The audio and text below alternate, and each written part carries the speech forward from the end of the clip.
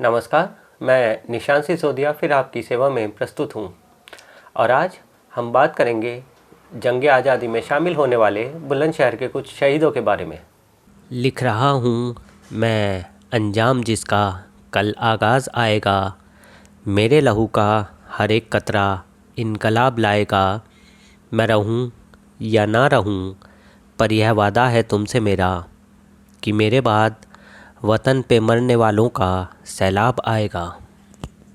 भारत की जंग आज़ादी के दौर में उत्तर प्रदेश के ज़िला बुलंदशहर में होने वाली क्रांति में बहुत से लोगों ने हिस्सा लिया था और शहीद भी हुए थे। उन तमाम लोगों को हम नमन करते हुए बात करेंगे ऐसे ही शहीदों के एक परिवार से आने वाले मूसा मुनीर खान जी से। मूसा मुनीर खान जी बताएंगे आज़ादी के संघर्ष में अपने परिवार के योगदान के बारे में। आदाब, मेरा नाम मूसा मुनीर खान है और मेरा ताल्लुक़ ज़िला बुलंदशहर की एक तत्कालीन रियासत खानपुर से है। ये रियासत मेरे बुज़ुर्गों को मुग़ल दौर में दी गई थी और उस वक्त में ज़िला बुलंदशहर में सिर्फ 5 बड़ी ताल्लुक़दार रियासतें होती थीं, जो कि खानपुर, छतारी, कुचेसर, पहासू, शिकारपुर थी। हुआ यूँ कि जब ये पहली जंग आज़ादी 1857 की चिंगारी मेरठ से भड़की तो नवाब मालागढ़, जो उस वक्त में बहादुर शाह ज़फ़र के बहुत ही करीबी माने जाते थे, वो दिल्ली में थे और इनकी भतीजी गालिबन भांजी की शादी प्रिंस मिर्ज़ा जवान बख्श से हुई थी। तो दुआब के का जो इलाक़ा है, ये जो ख़ित्ता है, इसकी सनत बहादुर शाह ज़फ़र ने इन्हें अता करी और इनके परचम तले हमारे बुज़ुर्गों ने, हमारे अजदाद और अजदाद ने बगावत करी अंग्रेज़ों के ख़िलाफ़। खानपुर रियासत के 3 लोग थे जिन्होंने अपनी जानें कुर्बान करी। पहले आज़म खां साहब, जिन्होंने नवाब मालागढ़ ने उन्हें एक ज़िले की ज़िम्मेदारी दी थी और उन्होंने बहुत बढ़ चढ़कर हिस्सा लिया। उनका काम दिल्ली तक मालो गनीमत पहुंचाना था। आज़म खां साहब गंगा पार करते समय रोहिलखंड जा रहे थे, तभी एक थाना प्रभारी जिनका नाम खुशीराम था, उन्होंने उन्हें गिरफ़्तार कर लिया। आज़म खां साहब पर मिलिट्री कमीशन के तहत मुकदमा चलाया गया और उन्हें फांसी की सज़ा सुनाई गई।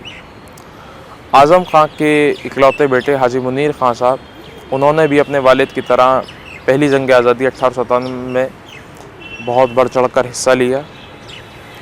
कई जगहों में वो बुरी तरह ज़ख्मी भी हुए।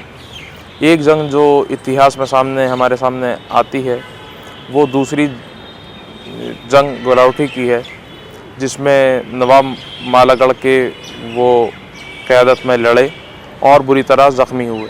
बाद में भी उन्होंने कई जंगों में बढ़ चढ़कर हिस्सा लिया और लड़ते लड़ते उन्होंने शहादत पाई। यहाँ मूसा मुनीर खान जी दस्तावेज़ों में अपने परिवार के बुज़ुर्गों के नाम दिखाते हैं। आज़म खां साहब के भतीजे अब्दुल लतीफ़ खां साहब, जो इस पहली जंग आज़ादी में कुछ अलग तरीके से लड़े।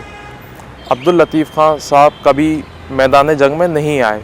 अब्दुल लतीफ़ खां साहब ने विद्रोहियों को पनाह देना, क्योंकि खानपुर एक पनाह गाँव बन गई थी और आसपास के जितने भी विद्रोही थे, जितने भी क्रांतिकारी थे, वो वहाँ पर पनाह ले रहे थे। जैसे राहिम अली खां साहब खेलिया और नोबल सिंह गुजर जाट, और ये जो बाराबस्ती का जो इलाका है, क्योंकि बाराबस्ती का खानपुर जो है ये हेडक्वार्टर था, तो यहाँ पर काफ़ी पठानों ने भी बढ़ चढ़कर हिस्सा लिया। नौजवान बहुत हिस्सा ले रहे थे और खानपुर रियासत का एक अपना दस्ता था और अब्दुल लतीफ़ खां साहब ने कई 100 घुड़सवारों की फ़ौज नवाब मालागढ़ को अता करी।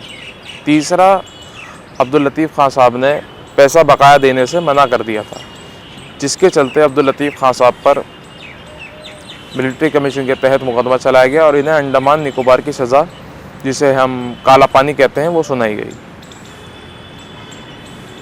उसके बाद ये जो रियासत थी, इसे ज़ब्त कर लिया गया।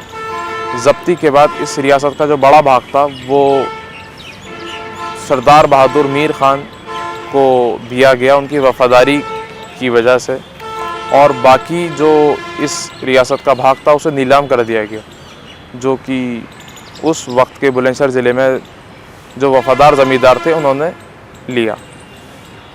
सरदार बहादुर मीर ख़ान का ताल्लुक़ नवाब सरदना से है।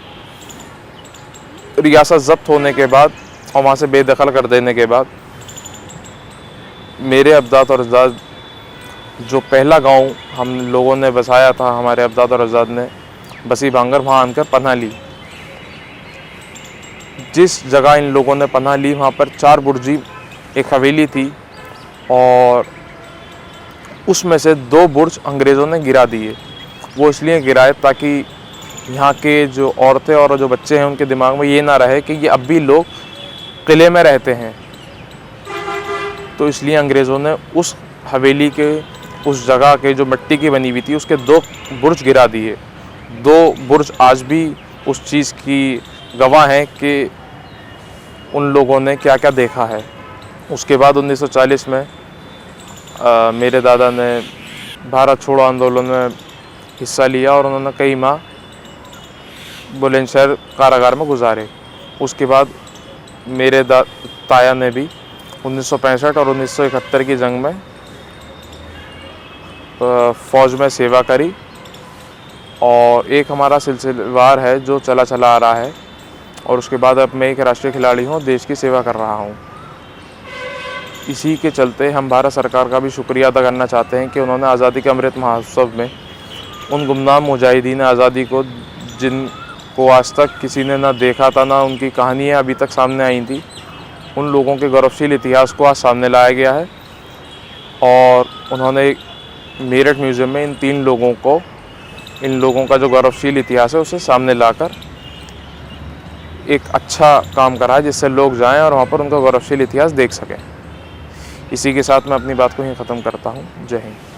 शहीदों की चिताओं पर लगेंगे हर बरस मेले, वतन पर मिटने वालों का बाकी यही निशान होगा। फ़िलहाल के लिए इतना ही। हम फिर हाजिर होंगे एक नई स्टोरी के साथ। तब तक के लिए नमस्कार।